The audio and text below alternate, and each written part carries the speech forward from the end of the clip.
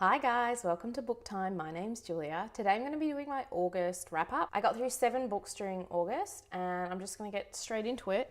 The first two were the Becky Chambers novels, A Closed and Common Orbit and Record of a Spaceborne Few, and I did go over these in quite a bit more detail on my review of her first 3 novels, which form the Wayfarer series, though they're less of a series than more of a set of companion novels. I gave this one, which is the second one in the series, 4.5 stars. It's pretty great. It's very different from the first novel.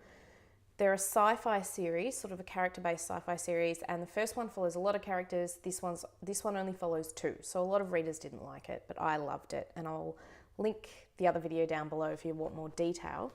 This is the third one, Record of a Spaceborne Few, and I didn't love this. I gave it 2 stars, not because the content wasn't good, just because it had literally no storyline. So I kind of had to slog through it a bit, but if you liked the first 2 books in the series, I would recommend this one just because it fills in some of the knowledge and context and world building and stuff like that. So there's those 2. The next one I read was a little children's novel. I might call it middle grade, but it might even be even younger than that. Called The Quicksand Pony by Alison Lester. Alison Lester is an Australian writer. She's actually mostly a picture storybook writer, which she is very beloved for. I'm going to do a spotlight sort of on her picture storybooks because I love them so much. I have heaps of them. But she also wrote a bit of middle fiction, and maybe she still does, I'm not sure. But anyway, I had this when I was little. It was published in 1997 by Allen and Unwin. So I would have been 11 or 12. I was really into horses as a kid, which is why I got this. And it's pretty good. It's about 2 kids in the bush in Victoria on the coast whose lives intersect in interesting ways that kind of revolve around this pony who gets trapped in quicksand. The pacing is a bit slow at the start, and it amps up a bit towards the end. I probably wouldn't recommend it for adults who are into kids fiction, but if your kid loves horses, then they'll probably love it. And the description of the Australian bush is really beautiful, which makes sense because Alison Lester is an absolute wonder at depicting Australian nature. So there's that one. The next one I read was another middle grade one called The Children of the King by Sonia Hartnett. Sonia Hartnett's also an Australian writer. She's been writing for my whole life anyway, publishing kids' books, middle grade and YA. She has written a few books for adults as well. This one, I think, came out in 2012, published by Penguin. It's set in Britain during World War II. It follows 2 wealthy children who get sent off to Heron Hall, which is their uncle's mansion in the north of England, to be safe from the air raids. And on the way, they pick up an evacuee from a poorer family.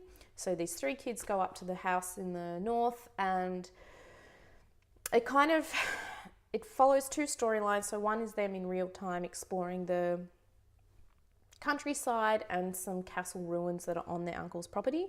The other storyline is their uncle narrating the story of those ruins and an ancient king and some princes who ended up there. So it's pretty interesting. I suppose thematically it's all about power and how power corrupts, so the children learn that through the storyline that their uncle tells them, but also because of the war. And it was pretty great. The writing style is incredible. She's such a beautiful writer, and I just felt like I could feel the mud squelching. I could see the moss growing up the sides of the ruins and just the description of the hall. I mean, there are so many books about kids getting sent away to some distant uncle's manor in England somewhere. It was really engaging, particularly for the first half, and there's a touch of magic in it, not too much, but just a touch.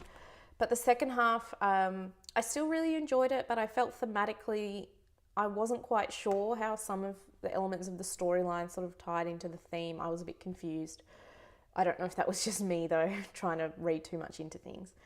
And one of the storylines, so the storyline that followed Jeremy, who's the eldest child, I found his storyline towards the end, even though it made sense in terms of the overall narrative, I just found it wasn't particularly convincing. Like, I didn't really believe that a kid would do the sorts of things that he did. Anyway, On the whole, I really recommend it if you like middle fiction, and particularly if you like books about kids going into mansions in the English countryside, because this is a pretty good one as far as those go. Oh, a little cat's walking past my window. Not my cat, but someone else's cat. It's really cute. For a while, I thought it was a stray and I wanted to adopt it, and then I realised it belonged to my neighbours and I felt sad. So anyway, Children of the King, pretty good. I gave it 3 stars. More like a 3.5, maybe nearly 4. Yeah. The next one I read was an audiobook. It was Philip Pullman's Northern Lights, and, well, I didn't read it. I listened to it, actually, and it was great. I think I read it as a kid, but to be honest, I remembered very little of it. So I obviously didn't read it much, and now I'm listening to the second one on audiobook. I definitely didn't read that. I have no memory of it at all. So it's really fun kind of discovering it, feeling like I'm discovering the series for the first time. And I'm listening to them all because I'd really like to get to the Book of Dust. And yeah, really enjoyed it. Obviously, great fun, great characters, great world building. I really love Lyra. She's just such a cool female character. She's because she's not lovable all the time. She is lovable and endearing, but she's also really annoying. But I like that about her. She's complicated. The only reason I didn't give it 5 stars was sometimes I felt like a lot of the story was told through dialogue. Like there was a lot of telling of things rather than things actually happening. And a couple of times, and I don't know if I just picked this up because it was the audiobook version, and in the audiobook version that I listened to, it was sort of a dramatized version, so it wasn't just one person narrating it. The characters each had different actors and actresses, saying their dialogue. So I don't know if it was more obvious because of that. But it felt like there were quite a lot of conversations between side characters that seemed kind of extraneous to the plot, which is fine. Sometimes that's fine and it did contribute to the world building and stuff, but other times I was sort of like, this is interesting, but I don't feel like it probably could have been edited out. That said, I still really loved it. It was a great listen. Loved it. So the next one I read, just having some coffee. So the next one was a really great find. It's by an Australian novelist. It's her debut novel, D.M. Cameron. Donna actually reached out to me on Goodreads and sent an electronic copy of this book, but I thought it sounded so cool, so I went out and bought a hard copy myself, and it's called Beneath the Mother Tree. It's published by Midnight Sun, which is a South Australian based independent publisher. I haven't read anything else from them, but I really, really want to read The Hum of Concrete, which was the very first book they published a few years ago. So if it's anything like this, then I think it'll be great. This was really enjoyable. It was a really cool, strange book in terms of the storyline. So it's set up north in Australia. In Australia, up north means warm, normally tropical or subtropical, on an island off the coast, and it follows 4 characters. So the 2 main characters are Isla, who I think is 19, and this other guy, Riley, who's about the same age. So Riley and his mother, Marlise, have just moved to the island, and then Isla and her grandfather have been there their whole lives. So they're sort of the main 4, but there's quite a few other characters that come in and out of the storyline. In some ways, it's a story about small town community, life on an island that's quite contained in some way. So Riley and his mother have trouble settling in, and there's, it's sort of about the gossip and the nastiness that can form, but also about the really beautiful community bonds that can form in such a sort of small and bounded community. It's also a lot about folklore and mythology. So Isla her heritage is Irish, and her grandfather has taught her all the Irish stories about the fairy folk and how they live in certain trees on the island. So it's really interesting thinking about how Irish mythology about and superstition and signs and symbols and stuff might fit into the Australian landscape. But at the same time, there are Indigenous characters and they have their mythology as well. But it's really interesting because it's not, it doesn't feel like the mythologies are competing, nor is it totally a synergy. It's more what comes across as this deep respect for the land and making sure you listen to the land. It was really cool. Anyway, the narrative is pretty strange.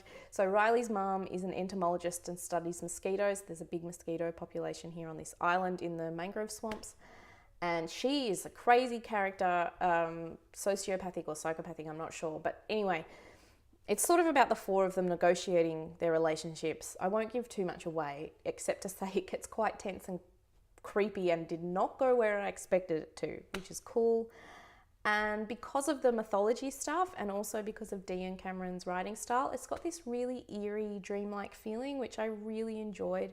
Some moments of really, really beautiful writing. Like on the first page, I was quite struck. So Isla, the main character, is watching a storm come in, and here when you sort of feel a tropical storm coming in, you can basically feel the air pressure changing.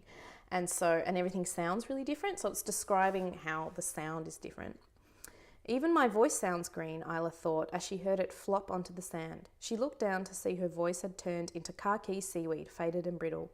She stood on it, imagining vocal cords crunching underfoot. The stench of rotting seaweed clung to the roof of her mouth. So it was just such an interesting way of describing the sound, and like her voice turning into seaweed. And so the whole narrative is a bit like that. You don't know what's real and what's not, what's sort of this beautiful, fanciful imagination that Isla has, what's the mythology, what's just a description of the landscape. It's really quite beautiful.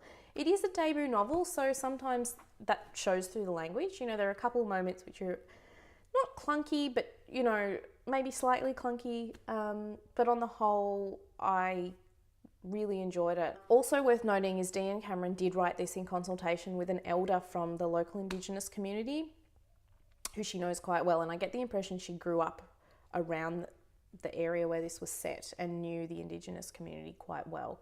So it was all written in consultation with them. So the stories, the language, and some of the myths from the Indigenous characters were all done under the guidance of an actual Indigenous elder, which is really cool. The final book that I read was actually a poetry collection called Becoming Black by a spoken word artist called Frequency.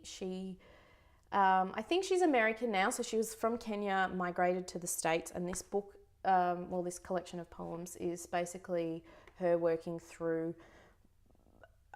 becoming black in the context of the United States, and basically the racism there. I picked this up a few years ago in New Orleans when I was there for a conference. I kind of stumbled across it by accident. I just wanted to buy some stuff by local writers, and the bookstore guy was like, "This poetry book is awesome." And it really is. So I read it back then, and then I just reread it, and I forgot how good it is. It's so powerful and raw and but righteously angry in such an incredible way. It's very articulate.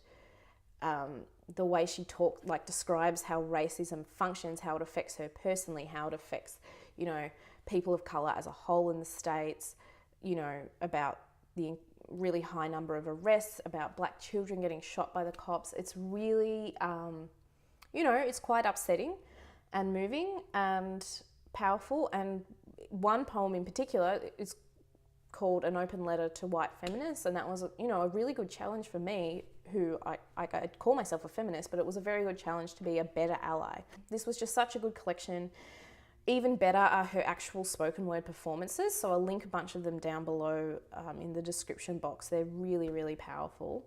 This is probably very hard to come by because it's self-published, but her style is very accessible, so it's not abstract at all. I would say it's quite easy to read. Not that it's still very clever, and her use of language is really amazing, but it's very accessible in the way it's laid out. It's not abstract or obscure at all. So I'll definitely put some of her performances down below, and I really recommend checking them out. So that was my August wrap up. Currently I'm trying to read through the readings shortlist, but I'm also trying to read through all of Harry Potter as well, because in October I've got a Harry Potter trivia night. So it's possible that my September wrap up will be entirely composed of Harry Potter novels, which will probably get a lot of views because everyone on YouTube loves Harry Potter, which would be pretty cool. Anyway, thanks for watching, guys. See you next time. Bye.